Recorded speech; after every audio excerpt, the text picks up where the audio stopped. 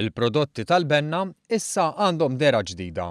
F'serata biex timmarka din l-okkażjoni ġie ppreżentat il-logo ġdid tal-kumpanija, l-introduzzjoni tal-kunċett Farmer Owned Quality Guarantee li jgarantixxi l-kwalità tal-prodotti Benna, kif ukoll dera ġdida u friska għal prodotti tal-Benna fosthom l-introduzzjoni tat-tab fuq il-kartun tal-ħalib għal użu iktar konvenjenti u prodott iktar frisk.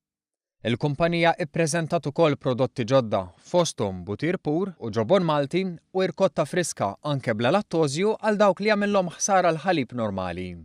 Bħala parti minn programm kontinwu ta' investiment kapitali li diġà laħaq il-madwar 17 miljun euro fl-aħħar 10 snin, Malta Dairy Products ħabbret investiment kapitali ieħor ta' 3 miljun euro f'aktar impjanti u makkinarji.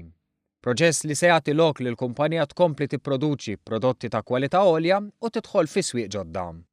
Il-Prim Ministru Joseph Muscat feraħ lill-kumpanija għal dan l-iżvilupp u saħaq li l-Gvern se jkun hemm biex jixpruna l quddiem l-investiment fin-nies għax li jagħmel Malta suċċess huwa n-nies, il-ħiliet u l-ambizzjonijiet tagħna.